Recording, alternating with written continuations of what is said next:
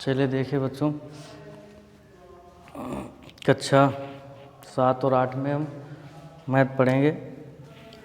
कल बीजगणित पढ़ा रहे थे ना, उसमें जो है हमने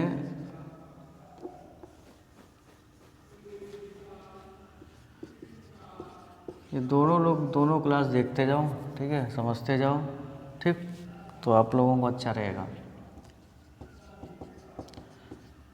ये पार्ट आज जो है हमारा दूसरा है, ठीक है, बीजगणित का। इसको सभी लोग समझ सकते हैं। कक्षा 6 से लेकर 7, 8, 6 वाले भी अगर समझना चाहे देख के समझ सकते हैं, ठीक है। चलिए देखिए, आगे बात हो गई थी चर और अचर और एक पद द्विपद की, ठीक है। आज हम बात करते हैं गुणांक, कोएफिशिएंट जिसको कहते हैं हम, ठीक है, गुणांक के बारे में।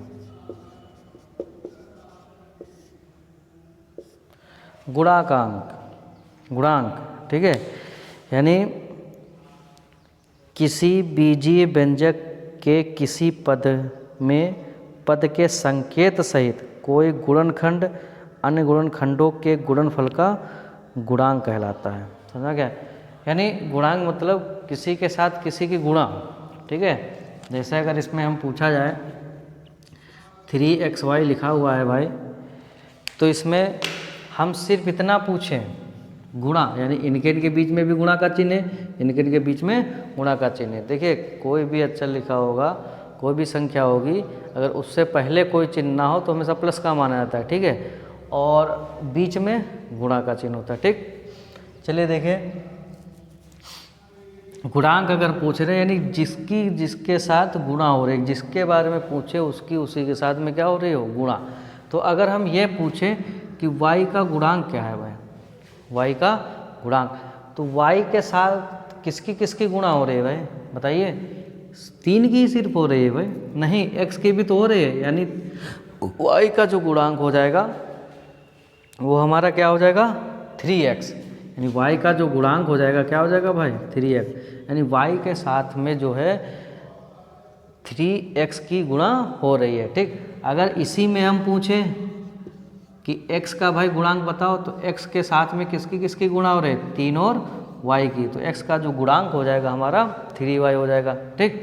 ऐसे ही अगर हम पूछें कि भाई ज़रा ये बताइए कि x और y का गुणांक कितना है, अब हम x और y का गुणांक देख रहे हैं ना, तो x और y के साथ में किसकी गुणा हो रही है, 3 की, यानी x और y का जो गुणांक होगा वो हमारा क्या होगा, 3 होगा। समझ में आ रहा है कि नहीं, ठीक। जैसे इसमें देखिए, अगर हम इसमें पूछें x + y, तो अगर हम इसमें पूछें भाई x का गुणांक बताओ, तो क्या बताओगे, x का पूछ रहे ना, तो x के साथ किसकी गुणा हो रही है हमको ज़रा बताइए, 5 की हो रही है ना, कि y की भी हो रही है, y नहीं भाई अलग है, ये पद अलग है, देख लो बीच में क्या लगा है, प्लस, और प्लस और माइनस लगे होंगे तब पद वहाँ से अलग हो जाते हैं। ध्यान देने की बात यही है, समझ में आ रहा है। ये क्या लगा है हमारा, प्लस, ये इसके साथ गुणा नहीं है, अलग है पद बिल्कुल। तो 5x के साथ किसकी सिर्फ गुणा हो रही है, जो x के साथ में गुणांक है वो क्या है हमारा, 5 है, यानी x का जो गुणांक हो जाएगा क्या हो जाएगा भाई, 5। समझे, ये नहीं हो जाएगा कि 5y भी होगा, 5 प्लस, समझ आ रहा है कि नहीं। अगर हम y का गुणांक पूछे इसमें सिर्फ y का, तो y का जो गुणांक होगा क्या हो जाएगा हमारा 1, क्योंकि जिसके साथ कोई भी गुणा ना हो उसका गुणांक कितना होता है, 1 होता है, ठीक। समझ में आ रहा है कि नहीं आ रहा भाई, समझे। तो अब जैसे हम इसमें है, ये देखिए आगे देख लीजिए,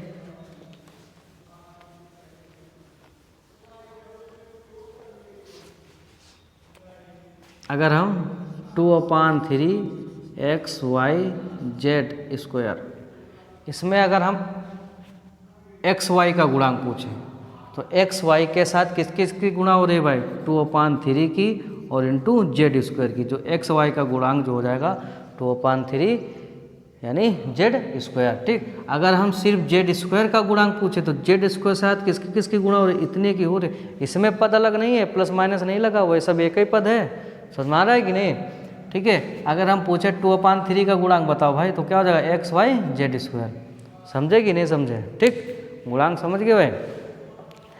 तो आगे देखिए, आगे बात आ गई सजातीय और विजातीय पद की। समान पद और असमान पद, ठीक है, लाइक और अनलाइक, ठीक है, अनलाइक टर्म, यानी समान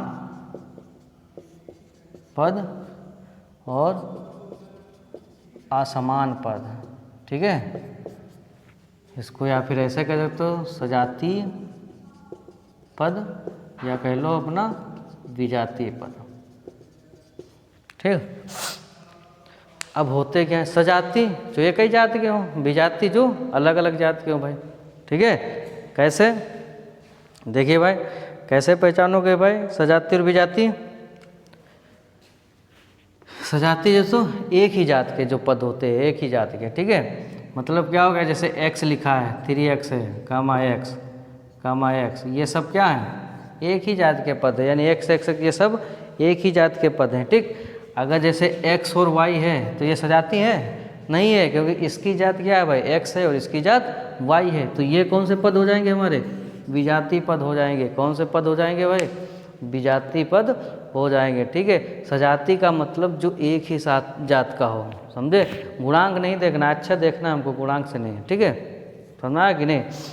अच्छा, इसमें घात भी आती है, यानी पावर लगी होती, पढ़ा चुके ना घातांक, उसमें हम सजाती कैसे पहचानेंगे? अच्छा देखिए, ये लिखा है x² और ये भी लिखा है x, तो क्या ये सजाती है कि नहीं, बताइए हमको ज़रा। ये नहीं है सजाती, घात का ही फर्क पड़ता है। घात को देखिए, समझे, हमने कहा गुणांक से नहीं मतलब गुणांक कुछ भी हो, यहाँ पे एक ही जात होनी चाहिए, लेकिन अगर घात है उसमें वो हमारा जब घाते अगर समान होंगे तो सजाती हो जाएगी। यहाँ पे x की घात कितनी है, 2, यहाँ पे x की घात कितनी है, जिसकी कोई भी ना घात हो कितनी मानी जाती, एक मानी जाती है। तो इसकी घात 2 है, इसकी घात 1 है, तो भाई एक ही जात के होगा क्या, ये तो अलग अलग हो गए, तो मिल भी नहीं रहे, समझे। तो ये हमारे क्या हो जाएंगे, ये क्या हो जाएंगे भाई, विजाती। समझ आ रहा है कि नहीं। जैसे x² y है, कामा 5x² y, तो ये सजाती है कि नहीं। हमने कहा गुणांक से नहीं मतलब, इसका गुणांक 5 है, इसका x y का, इसका गुणांक 1 है, ठीक, गुणांक नहीं देखा जाता है, ठीक। पद देखिए यहाँ पे, अच्छा देखिए x² है, यहाँ पर भी x² है, यहाँ पर भी y की घात 1 है, यहाँ पे y की घात 1 है, तो बराबर है कि नहीं, तो ये हमारे क्या हो जाएंगे, सजाती पद हो जाएंगे। समझ आ रहा है कि नहीं, पहचान लोगे भाई, समझे। सजाती और विजाती कैसे पहचाने जाते हैं, कौन से समान पद हो गए, कौन से असमान पद हो गए, ठीक। अब ज़रा इसमें बताइए हमको, x² कामा y² कामा 3x² कामा 9y², कौन कौन सजाती है भाई, कौन कौन सजाती है, बताइए इस वाले क्वेश्चन में बताओ। तो देखिए गुणांक नहीं मतलब मैंने बता दिया, घात होगी, हाँ जोड़ और घटाने में घात का काम सिर्फ इतना ही होता है। अभी आगे पढ़ाएंगे सजाती और विजाती पहचानने का, कि कौन एक जाति का है कौन दूसरी जात का है, ठीक, कौन सजाती है कौन सा विजाती है, समझा गया। जो समान पद या असमान पद, तो यहाँ पे देखिए x² है, यहाँ पर भी x² है कि नहीं, तो ये सजाती हो गई। यहाँ पे y² है, यहाँ पर भी y², गुणांक नहीं मतलब, ठीक है, ये भी हमारे क्या हो गए, सजाती। तो ये सजाती हो गए, ये सजाती हो गए, यानी ये समान हो गए, ये समान पद हो गए, ये समान पद हो गए। समझ में आ गया, पहचान लोगे कि नहीं भाई, पहचान पाओगे, ठीक, समझे। बाकी आगे एक देखो टॉपिक बचता है, घातांकी रूप में लिखना, बीजीय व्यंजक को घात के रूप में लिखना या उसको विस्तार में लिखना है, तो सभी को पता, घातांक बता चुके हैं। एक के ऊपर अगर 5 घात है तो इसको हम कितनी बार लिख सकते हैं भाई, 5 बार, a गुणा a गुणा a गुणा a गुणा a, मैं जितनी घात होगी उसको उतनी बार लिखेंगे। अगर ऐसे लिखा हुआ है x गुणा x गुणा x, इसको अगर हम घातांक के रूप में लिखें तो कितनी बार है, 1 2 3, तो x घात 3 हो जाएगी, ठीक। 3 क्यों हो जाती है, जब गुणा पढ़ोगे तो समझ जाओगे, ठीक। अगर ऐसे ये लिखा हुआ है, देखिए ज़रा, x गुणा y गुणा y गुणा y, तो इसको हमको अगर घात के रूप में लिखना है तो कैसे लिखेंगे, तो भाई एक ये सजाती ये है, ये इसमें अपनी अपनी सजाती समान, ये है पद, ये अपने में समान है भाई, एक ही वर्ग के, ये अपने में एक ही वर्ग के, ठीक है। तो इसको भाई घात के रूप में लिखो, इनको लिखो, तो x और x कितनी बार है, 2 बार, तो x घात 2 हो जाएगा। और y कितनी बार है भाई 3 बार, तो ये घातांक के रूप में ये हो गया। समझ में आ रहा है कि नहीं, जो जितनी बार हो भाई, ठीक, समझे कि नहीं समझे भाई, ठीक है। यानी अगर ऐसे लिखा हुआ है, चलिए देखिए, अगर ऐसे लिखा हुआ है देखिए भाई, इसको घातांक के रूप में लिखना है x गुणा x गुणा x गुणा y गुणा z z, इनको घातांक, तो भाई इनकी जात अलग है, ये x x वाले वर्ग के, ये y के हैं, ये z z के, इनको सबको थोड़े ना एक में मिला देंगे, इसका अलग लिखो घातांक के रूप। x कितनी बार है 3 बार, तो x घात 3 हो जाएगा। फिर y कितनी बार है, ये कितने है 2 बार, तो y घात 2 हो जाएगा। हाँ गुणा लगा सकते हो, गुणा लगा लो भाई। और z कितनी बार है 3 बार, तो x घात z की घात 3, तो इसको x घात 3 y स्क्वायर z, वो गुणा ही होती है भैया इंटू, समझ में आ रहा है कि नहीं, ठीक। लिख लोगे कि नहीं लिख लोगे भाई, z की घात 3 हो जाएगी भाई, ठीक है, हो जाएगा। तो हालांकि इसमें से जो हम कुछ क्वेश्चन हैं उनको भेजेंगे, उसमें ये बताना ही है। अच्छा एक चीज़ और है, घात की बात आ गई, क्या आ गई घात। तो अगर कोई बीजीय व्यंजक लिखा हो, जैसे ये लिखा है एक्स स्क्वायर प्लस 4, इसमें कितने पद हैं भाई, 2 पद हैं कि नहीं, अलग अलग है, एक ये पद एक ये पद है, प्लस से अलग हो रहा है। पद कहाँ से अलग होते हैं, प्लस और माइनस से, बहुत बार बताया हमने, ठीक है, समझे।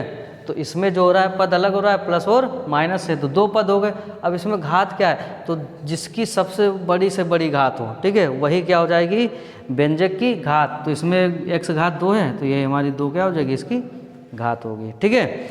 इसके बाद में जैसे अगर मान लो ऐसे लिखा है x घात 3 लिखा है माइनस 7 y स्क्वायर लिखा है प्लस 3xy स्क्वायर लिखा है प्लस 4 लिखा है, इसमें व्यंजक की घात क्या होती है, तो जो सबसे बड़ी हो, सब बड़ी से बड़ी घात, तो बड़ी से बड़ी कौन है 3, वही व्यंजक की घात होती है, बस, ठीक है, बाकी कुछ नहीं होता है।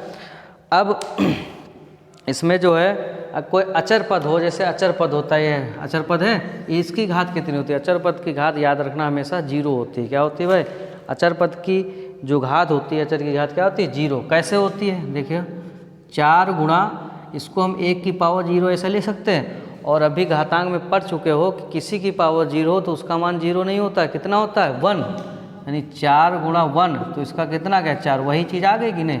तो इसको चाहे ऐसे लिख लो चाहे ऐसे लिख लो, इसलिए अब इसमें घात देखना है, तो घात क्या हो जाएगी भाई 0 हो जाएगी, ठीक है, समझे।